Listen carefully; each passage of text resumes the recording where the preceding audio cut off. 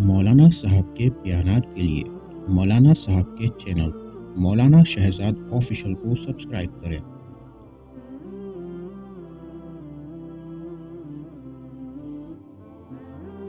یا ایھا النبی قل لازواجک وبناتک ونساء المؤمنین یدنین علیہن من جلابیبہن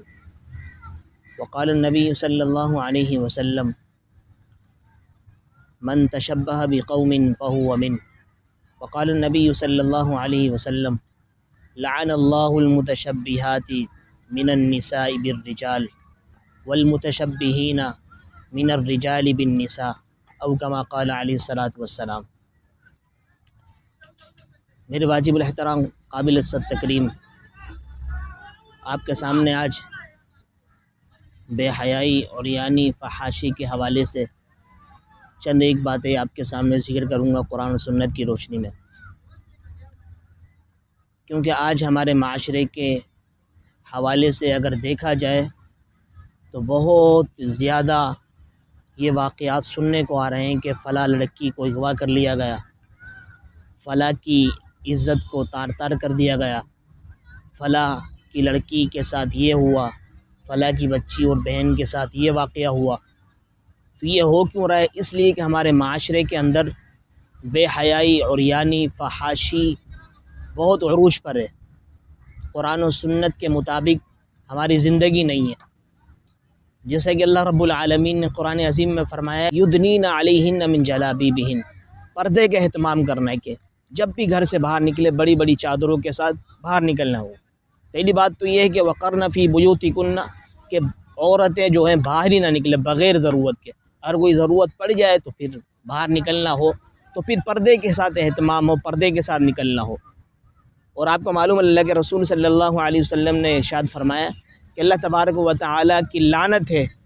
ان عورتوں پر جو اپنے آپ کو مردوں کی طرح بنانا چاہتی ہیں، اور اللہ رب العالمین کی لعنت ہے ان لوگوں پر جو لوگ اپنے آپ کو عورتوں کی طرح بنانا چاہتے ہیں، یعنی جو عورتیں مردوں کی مشابہت اختیار کرنا چاہتی ہیں ان پر بھی اللہ کی لعنت ہے، اور جو مرد عورتوں کی مشابہت کرنا چاہتے ہیں اللہ کریم کی ان پر بھی لعنت ہے۔ تو ان تمام تر اللہ رب العالمین کے فرمان کو اور رسول اللہ صلی اللہ علیہ وسلم کے ارشادات کو سامنے رکھیں تو ہمیں حکم یہ ملتا ہے کہ ہم جو مرد ہے وہ مرد ہی بن کر زندگی گزارے، اور جو عورتیں ہیں وہ عورت ہی بن کر زندگی گزارے، نہ کہ ایک دوسرے کے مشابہت اختیار کرتے ہوئے۔ آپ دیکھتے ہیں کہ مردوں کو حکم کیا تھا بھئی اپنی ٹخنوں کو کھلا رکھ کر رہیں، نماز بھی پڑھیں اور عام حالت میں اپنی ٹخنوں کو کھلا رکھیں، اور عورتوں کو کیا حکم ہے اپنی بھئی ٹخنوں کو چھپا کر رکھیں۔ لیکن دیکھنے میں کیا آتا ہے کہ عورتیں مشابہ اختیار کرتی ہیں مردوں کی، اور مرد مشابہ اختیار کرتے ہیں عورتوں۔ وہ کیسے؟ ٹخنے چھپا کے رکھتے ہیں کون؟ عورتیں۔ حالانکہ حکم کیا ہے ٹخنوں کو، بلکہ عورتوں کو ٹخنوں کو چھپانے کا حکم ہے، بلکہ اپنے ٹخنوں کو کھلا کر زندگی گزارتی ہیں، اور مردوں کو حکم ہے بھئی ٹخنوں کو کھلا رکھ کر زندگی گزاریں، اور مرد الٹا کرتے ہیں، ٹخنے ان کے نظر ہی نہیں آتے۔ اور اسی طریقے سے فرمایا کہ اللہ کے رسول نے فرمایا من تشبہ بقوم فہو من، جو بندہ جس قوم کی مشابہت اختیار کرے گا اسی کے ساتھ اس کا حشر ہوگا۔ آج ہم دیکھتے ہیں کہ ہمارے معاشرے کا حال اور ہمارے معاشرے کی حالت یہ ہے کہ آج اغیار یعنی غیروں کے طریقوں کو اختیار کیا جا رہا ہے۔ رات کو ہم جو کیبل پہ انٹرنیٹ پر ہماری خواتین مسورات بہن بیٹیاں بچیاں دیکھتی ہیں، وہ دن کے اندر اپنے بھائی کو اپنے باپ کو اور اسی طریقے سے شوہر کو کہتی ہیں کہ بھئی وہ اس طرح کے لباس مجھے چاہیے۔ حالانکہ اللہ کے رسول صلی اللہ علیہ وسلم نے ایک جگہ ارشاد فرمایا لعن اللہ المرأۃ، کہ اللہ رب العالمین کی لعنت ہے اس عورت پر کہ تلبس لبسۃ الرجال،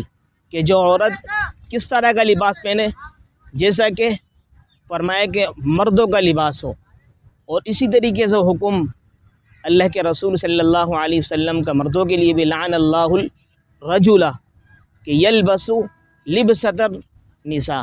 کہ جو مرد عورتوں کی طرح لباس کو اپنائے ان کے لیے بھی یہی ہے کہ اللہ رب العالمین کے اوپر لعنت ہے۔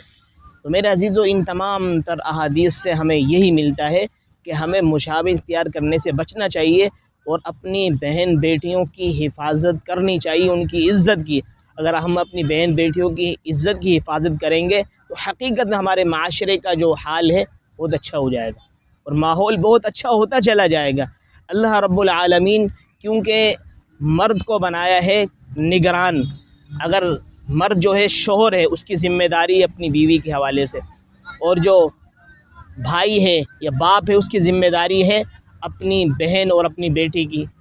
ان کے اوپر وہ نگران ہے۔ اگر آج نگرانی درست نہیں ہوگی تو حقیقت میں ہماری بہن بیٹیوں کا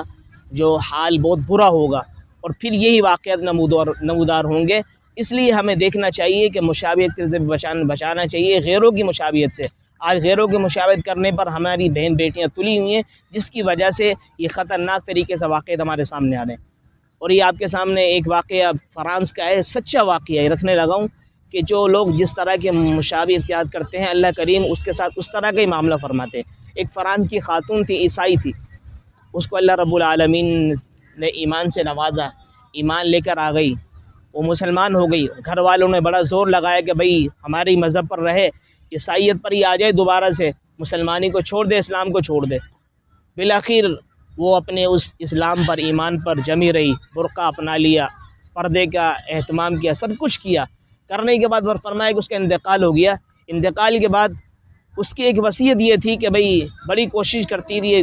بڑی اس کا دل چاہتا تھا، بڑی محبت تھی دل کے اندر کہ میرا انتقال مدینہ میں ہو اور میری جو قبر ہے جنت البقیع کے اندر ہو۔ تو ایک شخص وہاں پر جو موجود تھا، جو اس واقعے کو لکھتا ہے، فرمایا کہ اس شخص کے جنازے میں موجود تھا، دفنا دیا اس عورتوں کو، جیسے اس کو معلوم تھا کہ یہ عورت فلاں فلاں ہے، اس طرح ہے، تو کیونکہ اسی فرانس کا رہنے والا تھا۔ ایک مرتبہ اس کا حج پر جانے کا ایک اللہ رب العالمین نے پروگرام بنایا۔ ان کے جو گروپ کے کچھ حضرات تھے وہ حج پر گئے ہوئے، تو اس حج کے دوران اس ایک شخص کا، جن کا گروپ کا بندہ تھا، اس کا انتقال ہوا، تو وہیں اس کا تدفین ہونے لگی جنت البقیع کے اندر، تدفین کرنے لگے۔ جیسے ہی قبر کھود رہے تھے، اس قبر کے اندر سے دیکھا کہ بھئی وہاں سے ایک لاش ملی، لاش دیکھی تو فرمایا کہ اس عورت کی لاش تھی جو فرانس کے اندر جس کا انتقال ہوا تھا۔ وہ ایک دم سے اشمبے میں آ گیا، وہ شخص فرانس کا جو شخص بتانے والا ہے، اس نے کہا یہ تو وہی عورت ہے جس کو فرانس کے اندر ہم نے دفن کیا تھا، اور اسی سے مسلمان ہو گئی تھی، عیسائی تھی پہلے، وہ عیسائیت کے مذہب کے اندر تھی، پھر مسلمان ہو گئی تھی۔ پھر بڑے اس نے جانکاری کرنے کے بعد، تحقیق کرنے کے بعد لوگوں سے پوچھا کہ بھئی یہ کون، کس کی قبر تھی یہاں پر پہلے، جس کو ابھی ہم نے کھود کر اپنے بندے کو یہاں پہ دفن کرنے لگے ہیں۔ فرمایا کہ بتانے پر، پوچھنے پر یہ بتایا گیا کہ یہ وہ بہت اللہ والا شخص تھا، بڑا صوم و صلات کا پابند تھا، نمازیں پڑھتا تھا، قرآن کی تلاوت کرتا تھا، لیکن مسئلہ یہ تھا کہ جب اپنی بیوی سے جو ملتا تھا، جب جو ایک بیوی کا حق ہوتا ہے، تو ملنے کے بعد جب غسل کا حکم ہے شریعت کا، جب یہ اس غسل کو دیکھتا بیوی کے بعد، ملنے کے بعد کہتا کہ یار یہ عیسائیوں کا مذہب بہت اچھا ہے کہ ان کے ہاں غسل نہیں ہے، مسلمانوں کا عجیب مذہب ہے، یہاں پر غسل فرض ہے۔ تو ان کو عیسائیت کا مذہب بہت پیارا لگتا تھا۔ مرنے کے بعد اللہ تبارک و تعالی نے اس مرد کو جنت البقیع کے اندر جس کی تدفین ہوئی تھی، اس عیسائیت کو جو پسند کرتا تھا، اس کو وہ فرانس کی جو عورت تھی جس کی وہ قبر تھی اس کے اندر دفن کر دیا، اور اس عورت کو، فرانس کی جو عورت تھی جس کا انتقال فرانس میں ہوا تھا لیکن اسلام پر ہوا تھا، اس عورت کو فرانس کی اس کے قبر سے نکال کر اللہ رب العالمین نے اس جو عیسائیت کو وہ کرتا تھا، فالو کرتا تھا، وہ شخص اس کی قبر کے اندر دفن کر دیا۔ اندازہ لگاؤ، جو شخص جس کو فالو کرے گا، جس کی مشابہت اختیار کرے گا، اللہ رب العالمین اس کے ساتھ اسی طرح کا واقعہ نمودار فرما دیتے ہیں۔ اللہ تبارک و تعالی سے دعا یہ ہے کہ اللہ کریم ہمارے معاشرے کا حال جو بہت برا ہو چکا ہے، اس کو اللہ کریم درست فرمائے، اور ہم خود اپنے اس حال پر نظر ثانی کریں۔ اللہ تبارک و تعالی ہمیں عمل کی توفیق عطا فرمائے۔ وما علینا الا البلاغ۔